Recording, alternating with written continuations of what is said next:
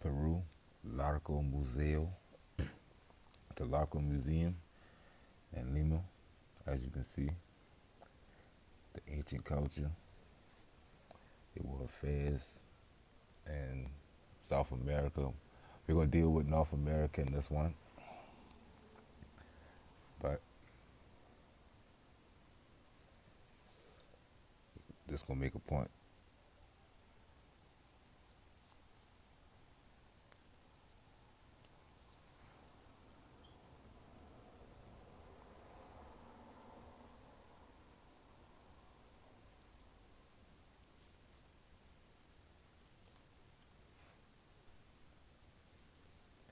The end of Iberian rule on the continent, 1770, 1830.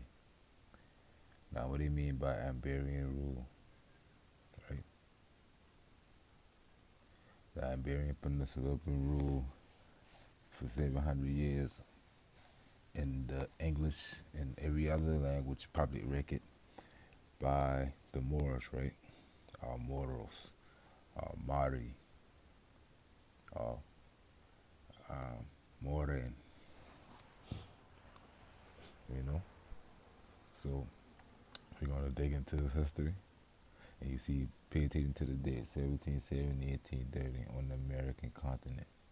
It was really the independence movement by these Moors of America, right? We not finished, but we ain't finished it, but we got 5 parts of Moorish America dealing with South America, but we're going to deal with North America today. And ending it off with some of the stuff that could pertain to North America. Okay, we still in South America. What kind of people do live in South America? The Spanish, the Portuguese, but chiefly the descendants of these European races who have intermarried with the Indians. Other nations have made lesser contributions. Brazil, which is only a few days by steamer from West Africa, is 1/3 Negro, and the crudest type of Negro on the American hemisphere. There is a strong mark of the Moor upon the Spaniard. The Arabic Moor wrought his customs very deeply into the life of Spain. The people of Mexico and Cuba might be called Moorish Americans rather than Latin Americans. And the person who wrote this seeing the same thing that I seen or what we seen when we on these videos, these last few videos that we did. We seen more. Every time you see something that says Spanish, you can consider it Moorish, even if they have a different type of custom, the way they do it. They all go back to the Moors. We will dig into that too. Spain before the 700 AD, right? In my opinion, Spain before 700 AD already had dealings with America as Hispania under Carthaginian rule. So the custom, manners, and heart experience, and these people in Latin America are more Moorish than Christian, more Muslim than Arab, more Arabic than Spanish. Okay, that's an account from whoever wrote this World Outlook. We'll get into some terms. We got Sri Lanka, Ceylon of the Philippines, Moorish, and it goes back to the ancient times. A lot of these studies been done based off old documents and old treaties and stuff that people had with each other around the world, right? So the English coined the term Moorish Empire, right? In the English language, we call it Moorish Empire.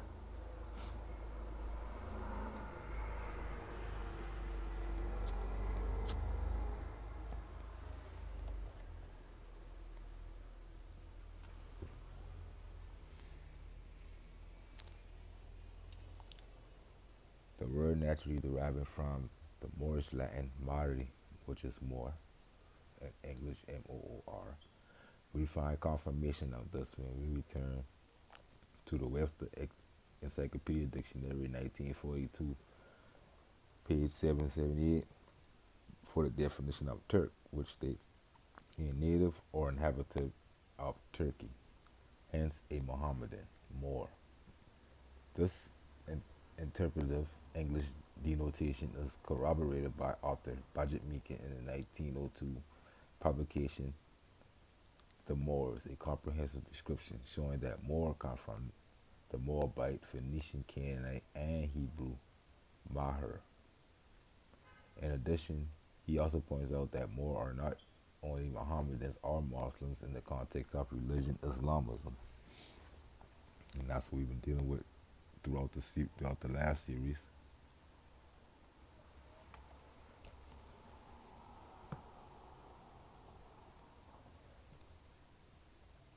But that all Orientals are Moors, of whom we also call Moormen, and further that this description, menosophically, which is based on how you look, was of those people referred to as Native Americans or North American tribes, quote unquote Indians. As we search for further accent, we find in the Oxford English Dictionary, volume 6, L through M, 1933 edition.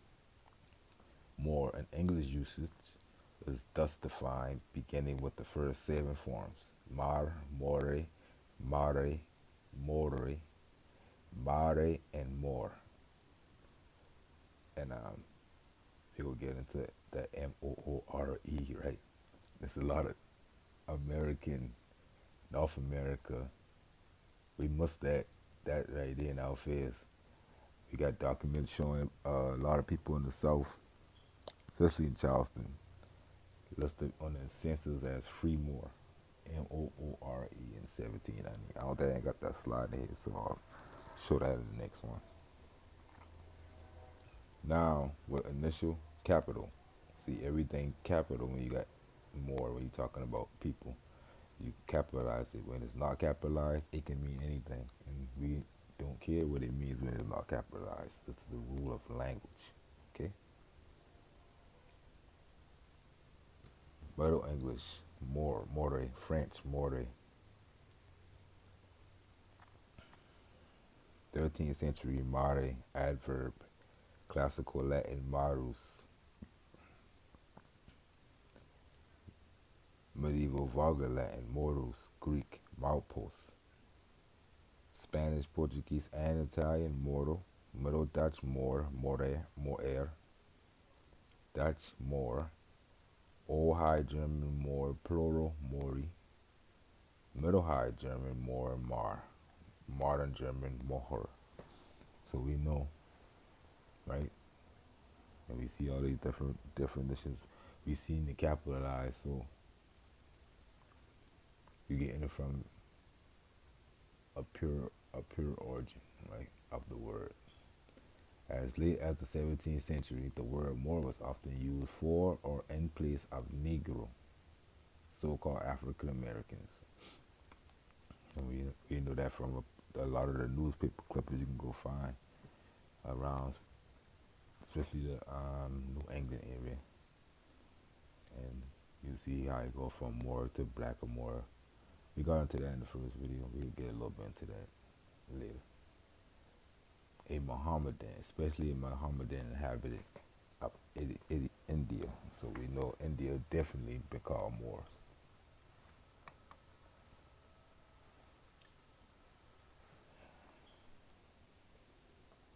Our evolutionary investigation concerning the English usage of the word name Moor continues with Funk and Wagner's New Standard Encyclopedia of Universal Knowledge, nearly revised volume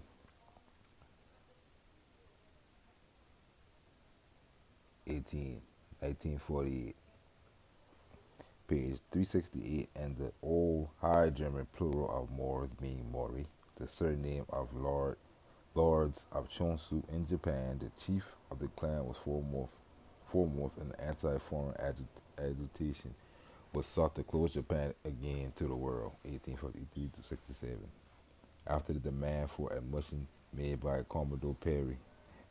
In the 1863, he became known through his action in firing upon Dutch and Euro-American merchant passing through the Straits of Shimonoseki, Seki, Shimonoseki, Shimonoseki.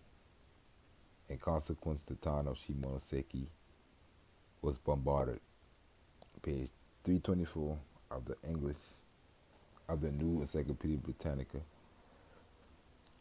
Micropedia Ready Reference 15th edition tell us the clan dominate the dominated the strategic western Honshu region of central Japan from the 16th century to the middle of the 19th century. Okay, that's just something to keep in mind before we go on. And we got this advertising Dutch. And we know Dutch use the word more, M-O-R, day more. And we can see that most likely it's a Native American. Look like some land, some street. New Amsterdam.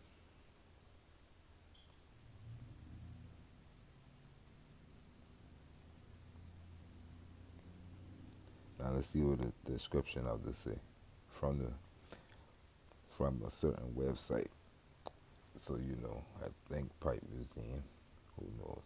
Could be another website, but let's see somebody else's opinion on the matter. All right, from the Amsterdam Pipe Museum, manifested by J.M. Van Os and Son, dated 1780-1860. A seated Moor or Native Indian, Native American, so they confused too. But the record books listed them as Moors. And the worldwide record books, you want to take this Indian, Native American and take away his inheritances around the world, and you call him a Native American. Because there's a story that come with that. So how you want to connect it properly, then that's where history you go into. Was extendo steam pipe like at the mid-Atlantic region of North America, possibly Shiwi, Lenape Hawking. So that's a Lenape. Yeah, Lenape.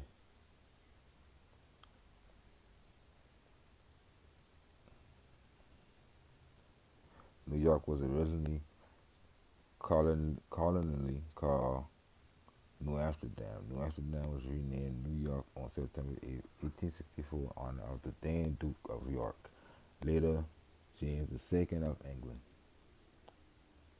And these people, James II, other people, they family with these people too now, so it kind of discombobulated. Day more meaning day more. You see? L-B, Ali D, or the more.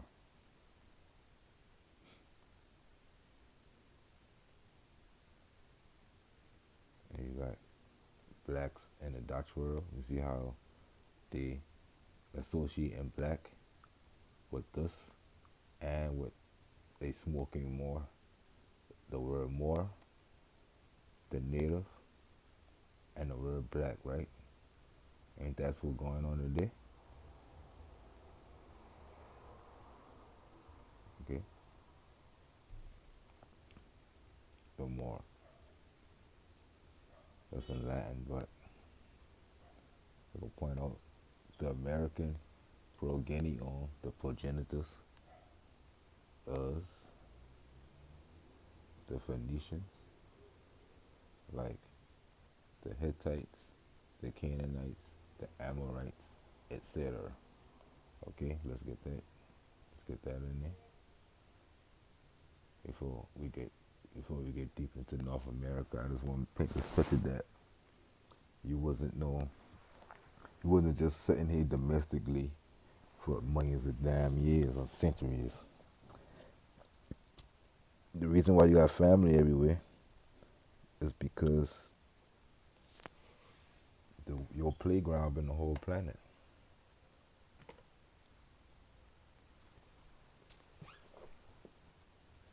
Sorry about that. You see, probably more than half of geographical intelligence that was subsequently incorporated into the Ming mapping effort derived from Muslim sources. And not only Ming, the whole world get their maps from Muslim sources. The oldest maps they find in the world is in Arabic. They can't even read it, but it's the oldest. Their their region of maritime influence in the 15th century included the Indian Ocean, the Mediterranean Sea, the Red Sea, and the Eastern Atlantic countries from South Africa to the Iberian Peninsula. That is Portugal and Spain. But we already know the entire Americas. He left. This person leaving out, but they getting good. They also sent ships across the Atlantic Ocean under the auspices of the Moors. Okay, so we get the Chronicles of the Song Dynasty, dating from the 13th century, reported that the Moors had reached a new mainland after sailing for 100 days west of Iberia. They called this land Mulan P. At least that was how the Arabic name was translated into the Chinese account. It was noted that the Moors returned from this new land carrying a cargo of corn cobs that were 3 inches long and also very large gourd.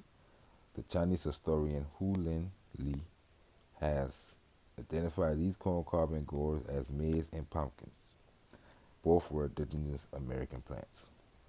We see evidence of joint Ming Moor expedition to the New World in the form of an early map of the Florida Peninsula in 1436.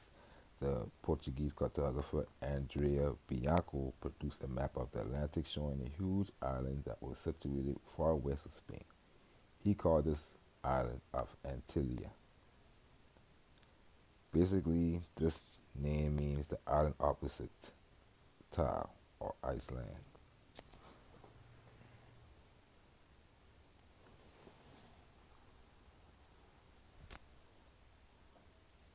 Located at the southeastern corner of Antillia is the peculiar looking peninsula jutting towards the southeast. This peninsula had an uncanny similarity to the modern day peninsula of Florida. Apparently, a Chinese or Muslim surveyor had made a very accurate map of the area prior to 1436, and this map subsequently fell into the hands of Portuguese agents. In order to make such an accurate map of Florida, they must have had made observation of eclipses, and they employed a method of surveying called lunar distances.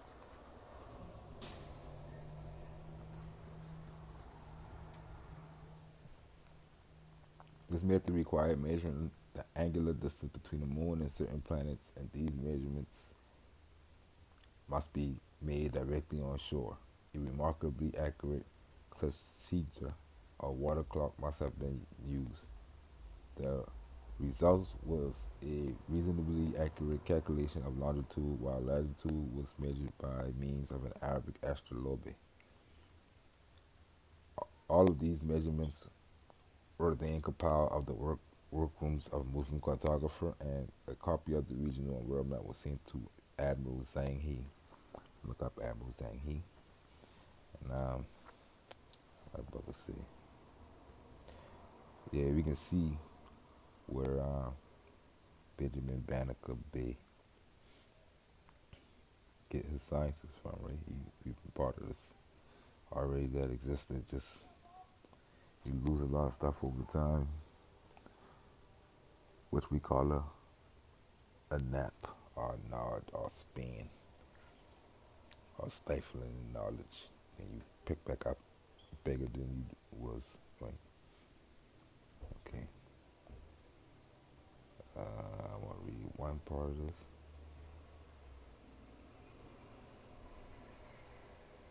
Okay, this right here says the ancients did hereby understand America and Malaganica, which is the Magellan Strait. The same Diodorus says that the Carthaginians did prohibit the other Europeans all access and commerce with the said isles. The cause is not known why the Carthaginians did intermit that navigation, as neither the time when it first ceased, so as it should lie concealed for so many years since the prevalency of the Roman Empire, until the history of the last age did make out what their ancestors had been slenderously hinted unto them. The whole continent is now called America. So I read that to show that on the other side, people on the other side, all through all these times in this history, been from America on the other side of the world, you know. And we read about, and I think video 2 or 3 of the last series, the Holy Wars. We read about Catayo, in Mexico being called Catayo, and you can see how that can be. If somebody asks where you from, you tell them Catayo, and you think they talking about Carthage because the word in Latin is Carthago. You see, simple shit like that you can get connections from. Okay, you get to North America. In 1639, the first Black Moor. So we dealing with records. So they got a record. So they got a date. If you got a deal on something, then you got a record. That means you go back before that date. It just we dealing with the record. 1639, the first Black Moor birth was recorded on the Delmarva Peninsula near present-day Wilmington, Delaware. Moors and Turks were not considered to be slaves because during the 17th century their home countries were in friendship with the King of England. And we'll get into a lot of that in the series, how you end up being called stuff like Spanish and Portuguese and stuff like that. And end up being citizens under those countries and those empires and those families, dominions. And when you lose your status within that, you became blacks and Negroes in those countries. But treaties were put in place for protections of that. So we get into a lot of that too. So they were not considered slaves because during the 17th century, their home countries were in friendship with the King of England. So you got England and dealing with Delaware as its territory. By 1684, Moors arrived in Delaware and South New Jersey. Their ships were marooned off the coast. Many Muslims were absorbed by Indian tribes. Most likely the Native Americans were friendly enough to keep them from starving. To, this all opinion, to welcome them into their tribes because they had similar skin features and because they presented no serious threat to the existence of Native Americans. In my opinion, I believe a lot of the stuff that this person, he contributed a lot of the Islamic or Muslim, quote unquote, customs to the Native Americans, and he contributed that to shipwreck Muslims from the other side of the world because people can't fathom that these customs could have been from here, right? You got the sun worship from here, right? And you got the moon worship from here. And what is the sun of a moon? A star and a crescent. And what is the star and the crescent? Symbol of, okay? The small stuff like that people don't think about. They gotta make customs and stuff come from the other side come to America because the overall story you gotta keep they gotta keep the overall story intact. Columbus came, discovered America in 1492, and everything on this side been unknown to the world, and everything on this side been unknown, everything from the rest of the world but unknown to the people on this side, right? That's the way we supposed to do our studies around that thought, but not us. Everything possible. And ain't nobody got no time machine.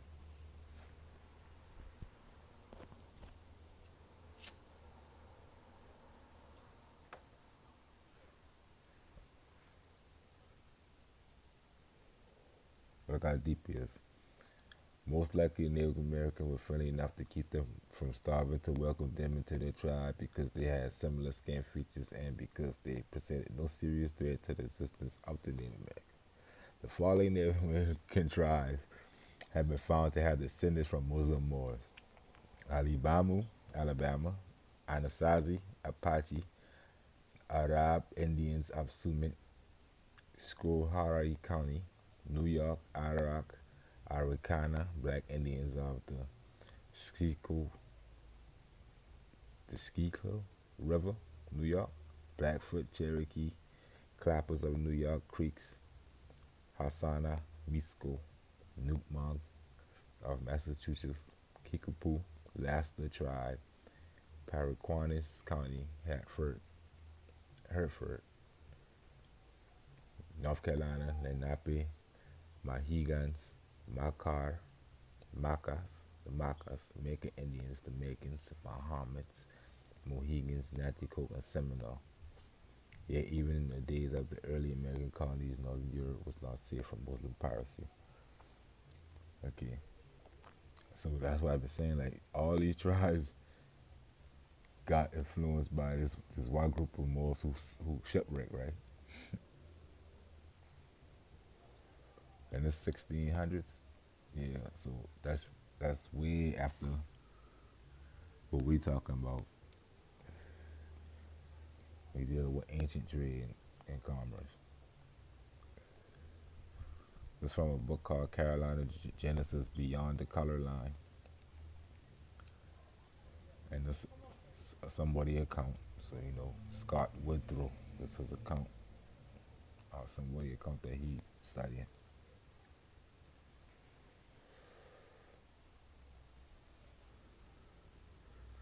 We're gonna make a point to see how people studying their own self finding everybody finding this term more. People of all colors, races, whatever, creeds, religions. They finding this in every history. Definitely America, and that's when they hiding it.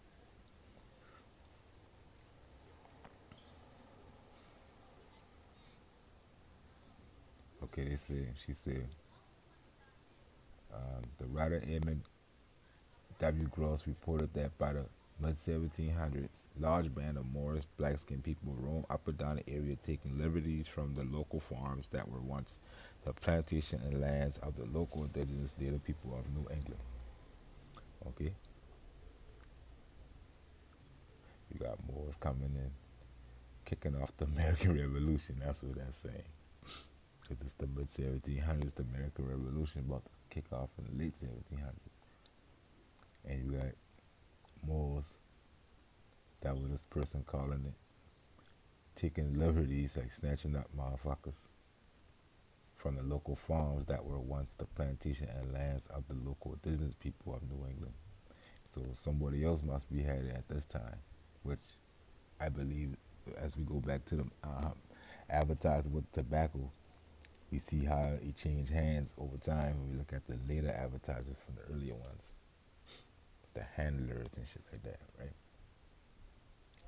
So, alright, check it out. These native people and their ally Chichimecan Moors, Latino Chichimecan, embodied in Amorgarkiakakan, Amorgarikakan. See what I'm saying? They gonna get into Adam Marikanos in the next video. Ancestry were despised by the English colonial invaders who encroached upon their lands. So these Moors been taking the land back from these English colonial invaders. The Amora family appears as the Amorigarkakan in the historical annals of the northeastern American Indian land transaction, the Amora family.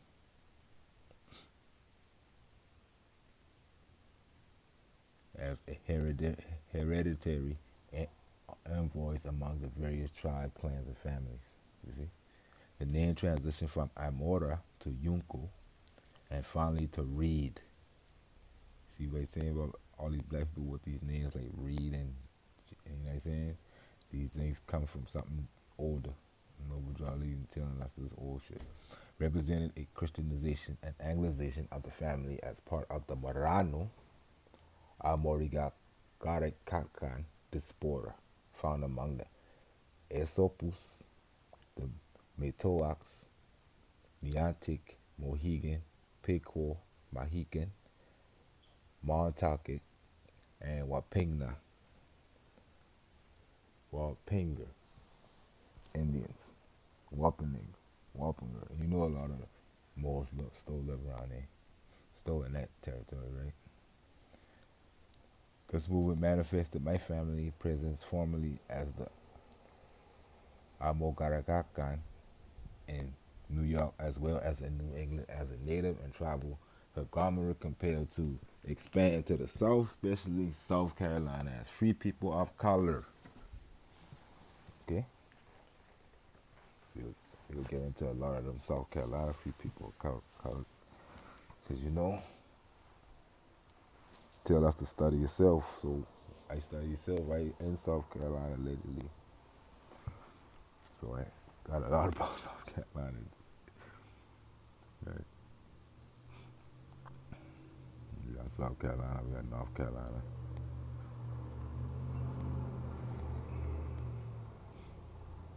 And you see they in the river shifting for gold. Gold cool shit. They got crowns on. King and queen.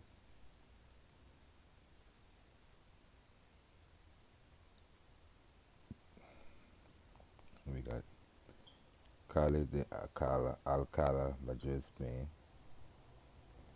Times Square, Manhattan, New York. You see that? We make connections through language, architecture, customs, and stuff like that. Because people don't just lightning or strike twice like that. And this picture, courtesy Michelle Gibson, YouTube. Okay, we got William Joseph Seymour and the Seymour family. The Seymour, you see that's another name. We got a lot of names like Morrison, and Seymour. Okay, Horatio Seymour, like all American Seymours, was a descendant of Richard Seymour, who had immigrated from Hertfordshire, England, to America in 1630 as part of the Great Puritan Migration led by Thomas Hooker, founder of the Connecticut colony, Seymour, 1982. These Seymours were the last of the Hooker contingent to leave England and to join in the already established community of Hartford. The Seymours, along with the Steeles, Talcots, Marus, Ruscolls, and Websters, who preceded them through intermarriage, will create what will be colonial America. There's a lot of names. It's the names of these so-called African Americans. One day you'll ever have to admit that this thing been an empire, and we've been all related to a lot of different people for a long time. The Seymours trace their heritage all the way back to the 7th century in the village of Torreny, which is the boat, Torreny, Saint Mar, Sur-Loire. This all before William the Conqueror began uniting the English. The Seymours, as the Saint Maur family was originally known, take its name from a certain black hermit called Saint Mar or Madras. Upon arrival in America, the Seymours helped to complete the building of Hartford and went on to build Norwalk, Connecticut. They moved down the eastern seaboard, settling in every colony. Today, many towns throughout the country bear the name Seymour, Indiana, Seymour, Louisiana, Seymour, Connecticut. You see? New Iberia, you're dealing with years behind a black curtain, black boy. You're dealing with the truth of the matter, man. Go into your own family records and study that, right? You're gonna see where European influences come in there and how we come in. But y'all go back to this Mar.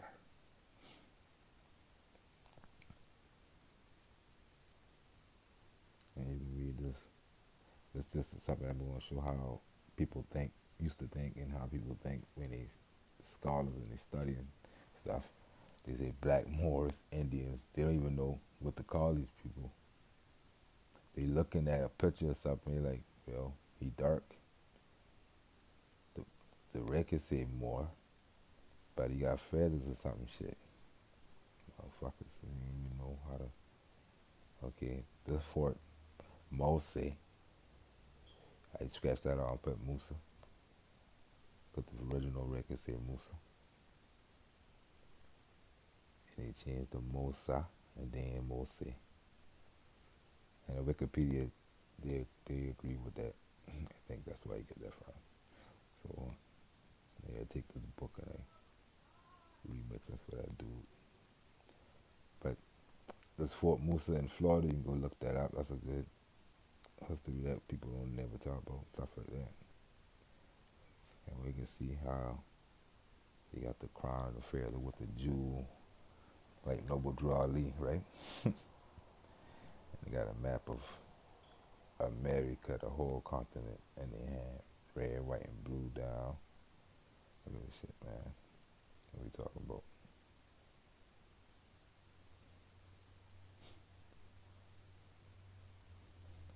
This is a more we got cock, a more we got it cocking. Okay, we just gonna get a little bit into this. Marikanos. It's a treaty of peace of friendship, the 24th article. We ain't gonna read the whole thing. I just want to read this one part, which somebody gotta explain to me. They say, the 9 months granted shall be granted to all merchants to remove their goods. So we dealing with peace. Whenever our Lord, see, when I say our, that means we talking about. I write in this as saying, you know, i.e. that means our Lord, meaning the Emperor of Morocco, wherever that may be. I can be in New York at the time, New Jersey, Ohio, who knows, shows a favor to any Christian nation, which would be any government under English, Spanish, French, all these entities today, right? Anyone out, I don't care how corporatized they claim to be. The more corporatized they claim to be, the more of a nation they ain't anyway. So you're dealing with people and they making a claim of nationality, which they must. You want to be right with the law. Either it's a Christian nation or a Muslim Mohammedan nation, one of the two, in law. We, the Americans, so whenever our Lord, the Emperor of Morocco, should show any favor to any Christian nation, we, the Americans, shall partake in it. That's the United States. That means the Americans, when they get favor from any Christian nation, we gonna partake in it. If the Emperor of Morocco give favor to any Christian nation, because he is our Lord. That makes sense. This the second translation of this treaty. Another English translator came later and retranslated to make sure everybody understood what it was saying. And he put these, i.e., the Emperor of Morocco. So the Americans were saying at this time, whenever the Emperor of Morocco show any favor to any Christian nation, we gonna partake in it, and that means the United States. That's why you part and parcel of the United States, most Americans. All right, we gonna see the treaty in effect in South Carolina. That's outside the realm of the story we got with the sun-dried free Moors. That's another account in South Carolina, and we don't need to read everything, but we'll make this point. All right, such affidavits were even, they talking about affidavits like affidavit of truth claiming your nationality or your status upon the land or inside whatever municipality or state you claim to be in. So such affidavits were even more crucial for members of Charleston free black elite. Those were property and social standings.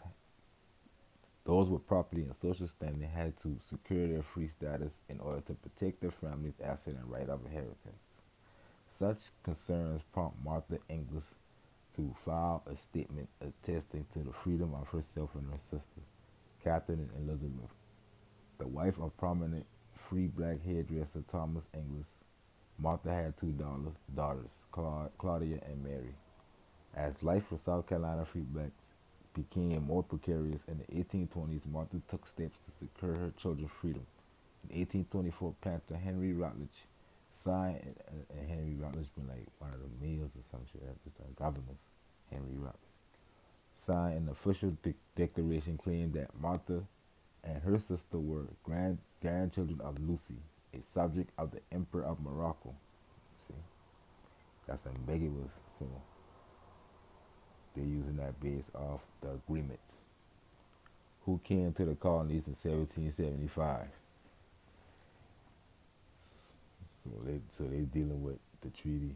They dealing with this pre um, before the treaty. This 1775. And they claiming the Emperor of Morocco came to the colonies, right? So he could have came from somewhere in the middle of what we call the United States today, because that's off the colonies. He came on the colonies, right? You see how they say that? Came to the colonies. Okay.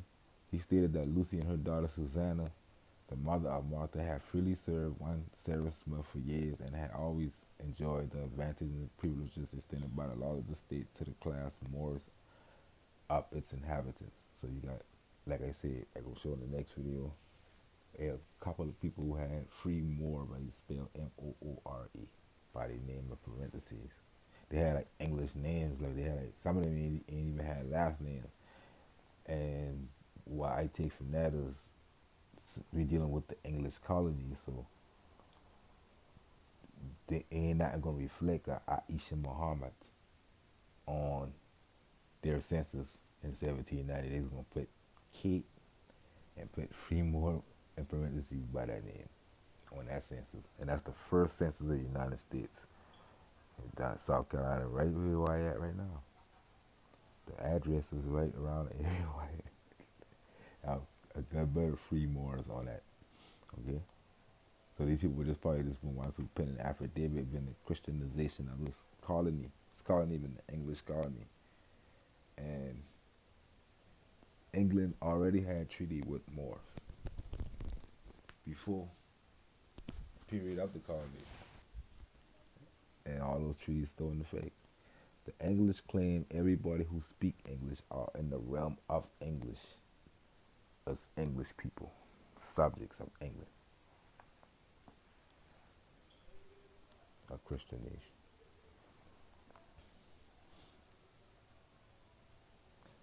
While this affidavit would have allowed the English women to live without the fear of enslavement, it is important to note that Henry claimed that Lucy and Susanna had never been enslaved due to their status as Moors.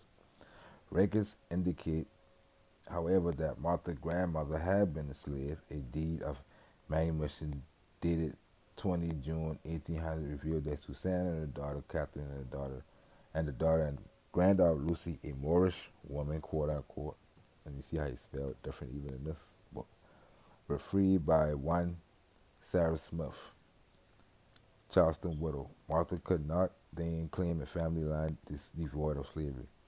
Her mother and elder sister had been both born enslaved, and unclear why Henry swore that Martha's family had heritage of free bondage. Perhaps neither he nor Martha knew the truth. What is more likely, however, is that Martha and Thomas, like other elite people of color, desired a lineage exclusive of slavery, which because a lot of them did have a lineage exclusive of slavery. A lot of them had slaves themselves. We can deal with the facts. Believing such a history set them apart from those persons whose family led trees led back to slavery and all of its accompanying stigmas and shame. And it ain't really that. We all know we had people in our family tree. We got a huge family tree who suffered those cruelties. Prisoners of war. We all know we got that in our blood. But the things that what we trying to see is everybody got that in their blood. Every human on this planet got a history of slavery somewhere in their lineage. So don't just try to just put that on people to be able to disinherit them and shit. These people have got not only so-called the so-called unfortunate ancestors, they got the ancestors who did a lot of stuff and built a lot of stuff that they need to inherit. Stop playing. Although Martha was an elite woman of color, so they still call her a woman of color, and then she not got an affidavit telling them who she is. Records indicate that black women from across the class spectrum sought to document their freedom and protect their families. Not all these women had black mothers. Slavery was, of course, hereditary, and then blah blah blah blah blah. Anyway, the point of the matter is this record in 1824, right? So it's dealing with the treaty. It's dealing with what's going on. And Henry Rutledge ain't had no problem. Henry Rutledge been the governor. He ain't had no problem. Like, oh, all right, you're Moorish American. It's 1824. That's before Noble Drew Ali. So Noble Drew Ali's come back and just say what already been going on. A lot of people don't know this one going on. But this book is a modern book written about people who going to look and see and finding these type of shit all over. It's another book, Morocco as It Is. Go look that up. But that's the part I want to get to. They were dealing with the English consulate and the episode with the Swanee Man. The Swanee Man, they got people in Carolina called a Swanee. An old tribe, they got the island out there. Right? See how everything can be ambiguous. Because all we got is people going back and reading history and making up and saying what they believe shit is. So everything can be revisited with yourself. You don't want, research. The Swanee Man and the Moorish Americans. And they say that they're using this in the legation. A legation in the council, they dealing with law.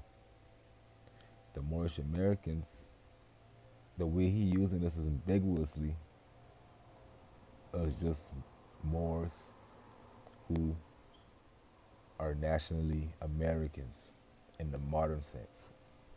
Right? Today everybody in the world knows this continent is called America. So a Moor from this continent nationally would be a Moorish American.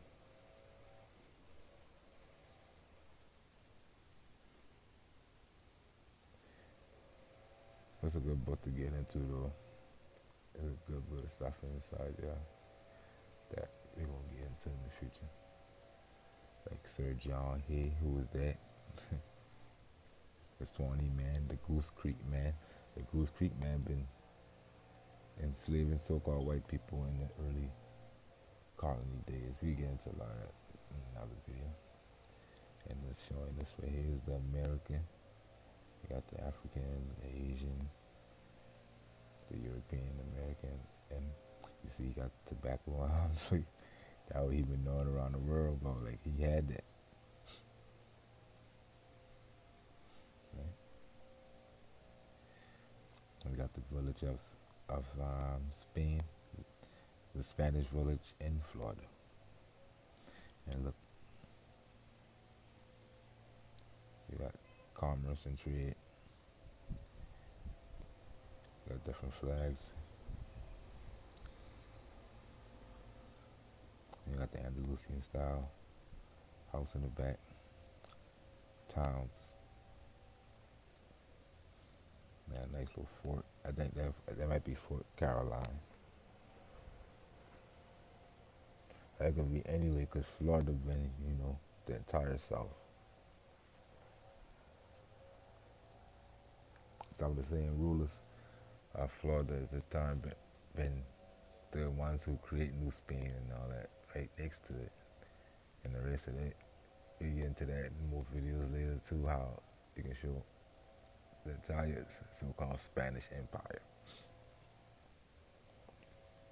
But you gotta understand, everybody over here spoke a Spanish or a different form of the Old Latin, which would be all the different forms, including English. Still using these letters, right? The alphabet.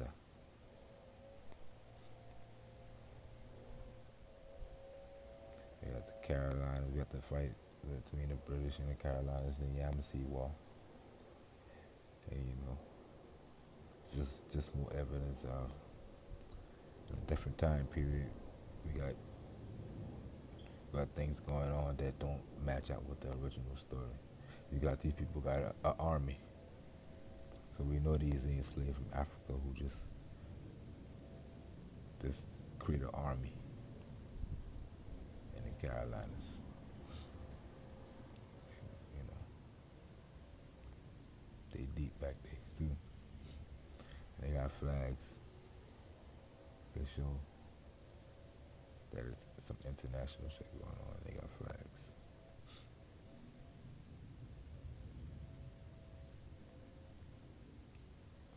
Okay, men with Moorish blood in their veins. It has been asserted that when the Moors were driven out, thousands took refuge in the south of France, who afterwards, abhorring the Roman Catholic persecution, became Huguenots, and that of these, many immigrated to the later day to South Carolina. Okay, keep that in mind. But a lot of Moors in Spain, they come to New France before they stayed at the south of France, what we know as today. Kind of New France, which had been in America at that time, allegedly, because we don't got no map going back at 1492 to show New France here. But we got old maps, 1500s, real old maps showing New France already here.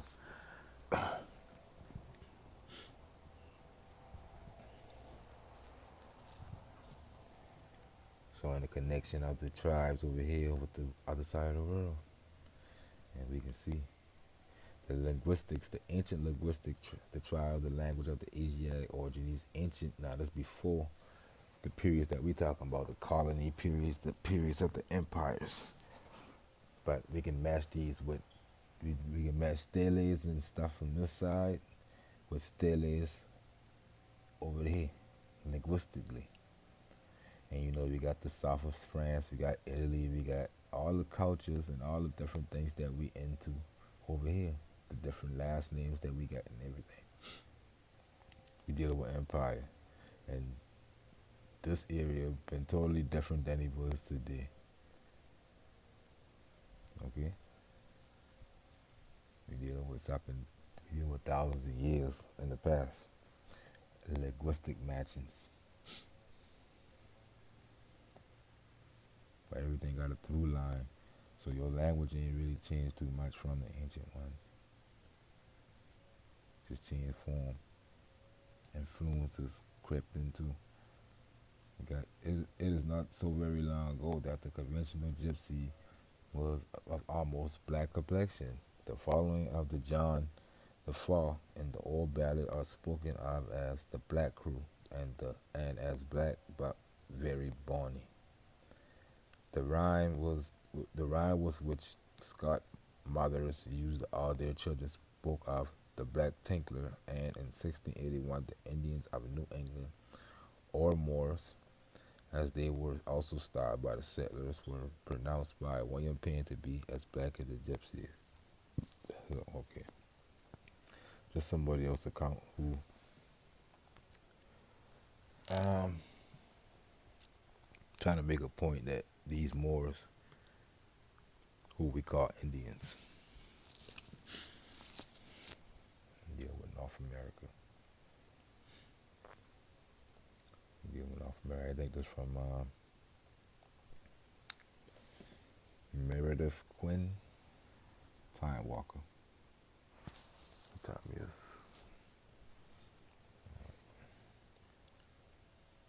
Okay, the power was the power was the Vatican of Rome, who could now.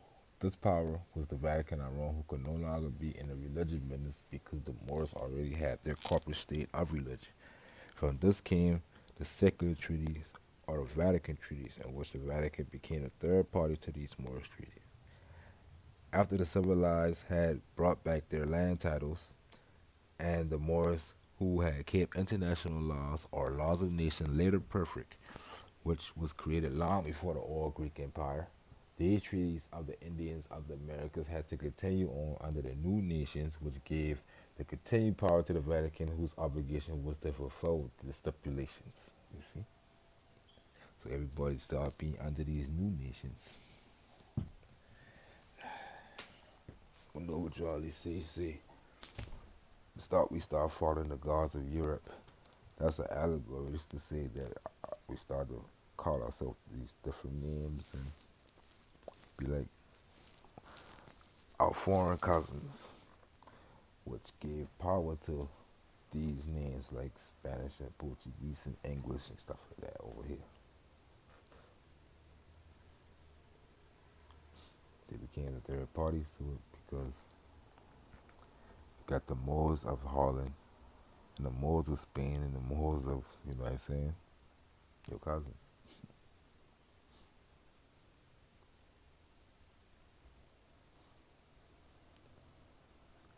And from this was born the concept church and state rule.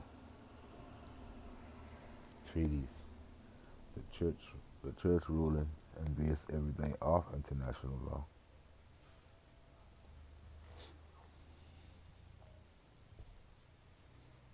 The Holy See.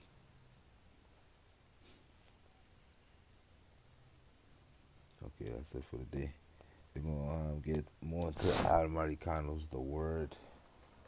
We're gonna investigate the word, and we're gonna continue on with some more North America. We go to California. We start California on the next one. We're gonna we show all North America and the connections that they have with the old empires in Europe.